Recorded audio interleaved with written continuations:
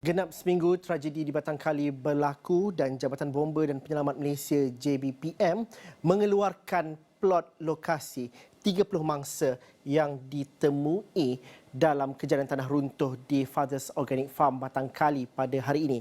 Mengikut plot yang diberikan dan juga dikongsikan kepada media, ini adalah pecahan yang diberikan oleh pihak bomba di mana kebanyakan mangsa sebanyak 21 mayat ditemui di sektor A, iaitu di kawasan ini sebanyak 21 mayat melibatkan kawasan Hillview, di mana 10 mangsa ditemui di kawasan sektor C, kawasan diberi nama sebagai Riverside, dan hanya satu mangsa buat setakat ini ditemui di sektor B.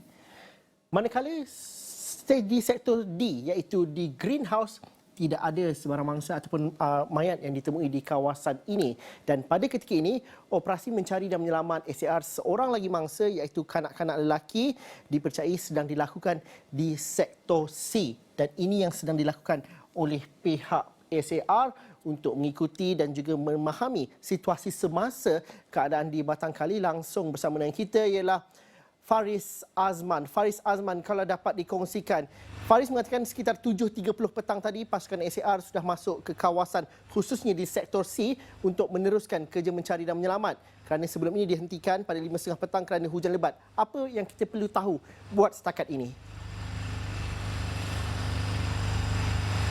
Baik, ya betul sebenarnya Zul, apa yang dimaklumkan oleh OCPD Hulu Selangor di mana Superintendent Sofia Abdullah mengatakan bahawa stand down pada jam 5.30 kerana cuaca buruk, tetapi ketika ini anda boleh lihat bahawa anggota-anggota pasukan SAR telah pun mula masuk sekitar jam 7.30 tadi apabila saya melihat bagaimana anggota-anggota bomba telah pun bersiap siaga dengan peralatan mereka masuk semula kerana cuaca sebenarnya hari ini berubah-ubah pada pagi sehingga tengah hari tadi sehingga jam 5 sebenarnya Zul, cuacanya agak sangat cerah berbanding beberapa hari, tetapi ketika ini selepas itu cuacanya kembali hujan lebat dan lebih kurang setengah jam kemudian cuacanya pulih kembali. Jadi keadaan di kawasan ini sebenarnya seperti mana dimaklumkan oleh OCPD Hulu Selangor bahawa apabila cuaca yang agak buruk ia memberi risiko yang agak tinggi kepada pasukan penyelamat. Dan saya nak bawakan sebenarnya pada masa yang sama juga ia benar di mana sektor pencarian adalah sektor C, di mana seorang kanak-kanak lelaki yang kita katakan masih lagi belum ditemui ketika ini. Dan anda boleh lihat di belakang, mungkin kameraman boleh zoomkan sedikit, di mana pasukan bomba, pasukan SAR sedang bersiap sedia.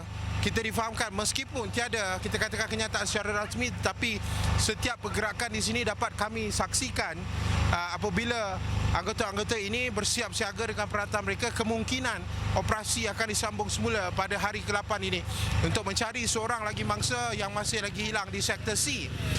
Sektor C itu antara sektor di mana sebelum ini mangsa ditemui dalam kedalaman 17 meter. Jadi boleh dikatakan keadaan di sektor C itu berhampiran dengan Riverside. Keadaan yang hujan lebat, ia menyukarkan sedikit apabila keadaan tanah itu agak lembut. Begitu juga jengkaut digunakan hari ini lebih kurang 11 excavator dibantu oleh 9 unit anjing pengesan K9 pelbagai agensi dan juga 97 anggota pelbagai agensi telah dikerahkan sejak 8 pagi tadi. Dan hari ini juga di mana sejak 8 pagi sebelum anggota-anggota SAR masuk di laungan azan berkumandang oleh pasukan RMMD Regimen Askar Melayu Diraja di kawasan pencarian di sektor C, dan difahamkan juga sektor A turut dijalankan usaha pencarian di mana sektor A kita tahu setakat ini plot yang diberikan oleh JBPM Jabatan Bomba dan Penyelamat Malaysia 20 mangsa ditemui di sektor A. Paling banyak ketika ini diikuti dengan sektor B hanya 1 dan kemudian sektor C ada lebih kurang 10.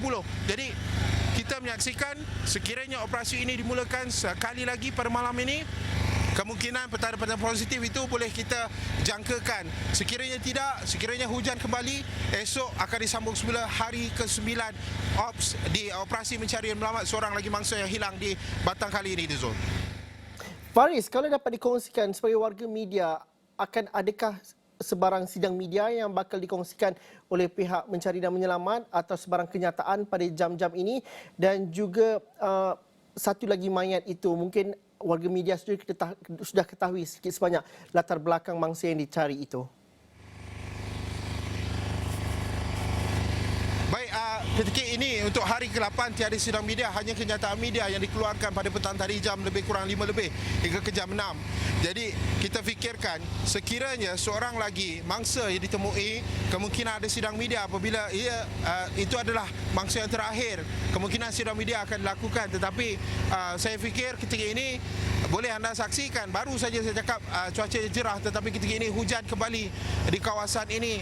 Jadi operasi ini on and off, sekejap dimulakan, sekejap disambung semula, sekejap dihentikan kerana perubahan cuacanya agak drastik di kawasan Hulu Selangor ini. Seperti Met Malaysia juga menjangkakan dalam tempoh seminggu cuaca di sebelah petang hingga malam itu dijangkakan hujan. Jadi jika terdapat pencarian ini berhasil, seorang lagi mangsa ditemui, kemungkinan akan ada sidang media dan maklumat itu akan kita berikan dari semasa ke semasa, Zul. Harapnya Faris Azman akan sentiasa memberikan perkembangan terkini langsung dari kejadian tanah runtuh di Batangkali. Hari ini hari ke-8, sudah seminggu kejadian itu berlaku dan pasukan mencari dan menyelamat masih lagi berusaha untuk mencari seorang lagi mangsa. Terima kasih Faris Azman.